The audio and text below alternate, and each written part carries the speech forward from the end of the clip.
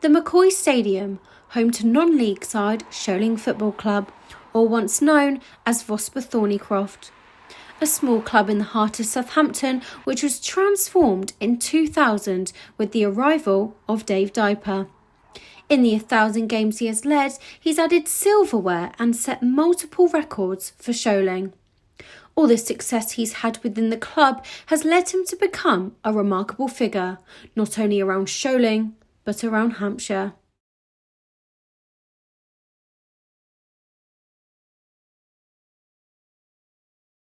Named Dave Diaper, 65 years of age, manager of Sholing Football Club, and I first came to Sholing Football Club in the year 2000.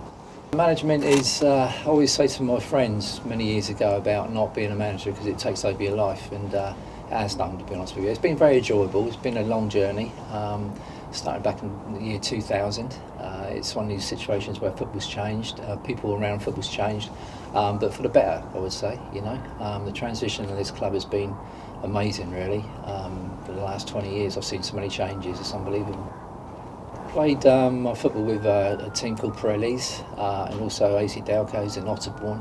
Then I represented the Hampshire in the Hampshire rep side, and then I came into management through Otterbourne, where I was player manager, and I left to go to a team called BAT, and then I came here from BAT. But I had a visit from the directors of Vosper Thornycroft, as it was then, to entice me away from BAT, and I decided to make the move back in the year 2000.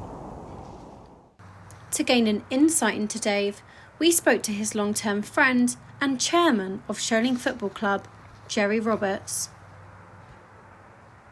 Well, I've known Dave for more than 40 years, and we've played football against each other. Dave's been my manager. We've played together, played against each other, played in the same representative sides, and so we've known each other a long time. Dave's also an electrical contractor. He's just sold out his business, and I'm an electrical wholesaler, so he's been a customer of mine for 40 years as well. So we pretty much know each other inside and out. So when I got involved with Sholing about 10 years ago, maybe 12 years ago, we'd been mates, so we knew we were going to get on. So we never, this is Dave's baby. Despite over 1,000 games at the club, Dave has been involved in Sholing's development both on and off the pitch. From stewarding in the car park to pulling pints in the clubhouse, all feature on his record since 2000. I've done every job at the club, to be honest with you, because when I first came here, there was nothing up here at all. There was just a pitch and one white metal surround perimeter fence, that's all. So everything's changed, obviously floodlights, stands, new clubhouse, etc. The old clubhouse had been here for 60 years. So obviously it was very tired, sort of like grounds, very tired club. And I injected a little bit of energy into the place, and I still do that now. There's not a job which I haven't done up here. I've purposely gone that way to actually, when I interview people for their positions at Sholing, I've actually done that job and experienced it myself. So that comes from working behind a bar, working on a gate. I haven't sold programs, that's about the only thing I haven't done. But so it's a natural thing, it's a life really. And everybody that comes up here, it's like a family feeling, and that's why I've had players playing for me for 650 games. Because once they join and once they play, they don't want to leave. Some of the boys been for a long, long time, and he's really like a father figure. I know for a fact that some of the guys have gone to him over the years with their problems, and Dave's helped them out on the personal side as well. So it's not just necessarily the football side. He's a good listener as well, Dave. He never when you're talking with Dave, he never interrupts you. He lets you finish what you say, and then he comes in and says, and he does that with the boys, and so.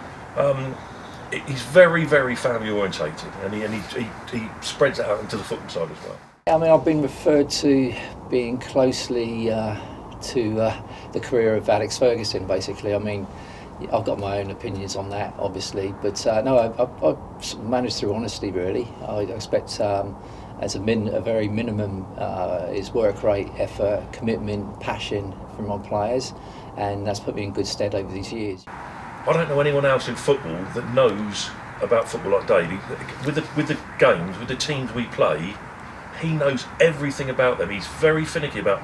He knows who's played for them, who they played last year, if they played against us last year, where they've come from, how many goals he scored. He's absolutely finicky. Like he goes through everything very, very much in detail. When he's in the dugout, he's very cool. Never ever. I don't think I've ever seen him get upset with the referee. Certainly not on the pitch. He might have a word with him in the changing room afterwards.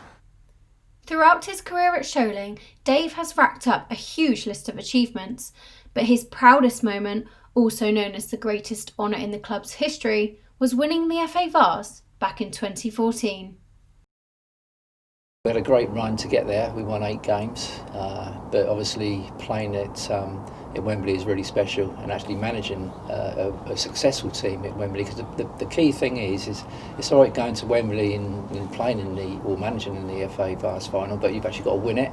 I said to the lads before the game, we don't want to come all this way and play in this great venue and then lose. So I was really relieved and thrilled to win the game 1-0. I don't think a lot of people realise how big a deal that is. Playing at Wembley in front of 10,000 people, whoever it was at the time. We had 3,000 or 4,000 supporters there. For a little club like us, that's a massive thing, and I think that brought our profile up again. In 2017, Sholing were the lucky receivers of a £100,000 grant from Budweiser. The money has transformed the club and improved their facilities massively with a brand new clubhouse. £100,000 is a lot of money.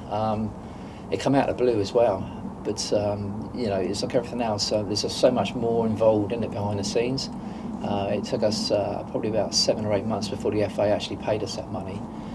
And we had to sort of go up through to the levels of football, the pyramid system, because obviously our success.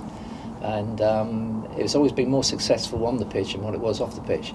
But now it's actually caught up, which is really good. But the Budweiser money was the first step, really on the ladder, really, because there was a lot of work needed to be done behind the scenes to utilise that money. But we got there in the end, and as you can see, our clubhouse is quite something to be proud of now. There are many highs but also lows to being a manager. It's a mentally and physically demanding job, and with all the stipulations that comes with it, it was seen that the role is something that cannot be enjoyed. So, does Dave enjoy being a manager? Most of the time.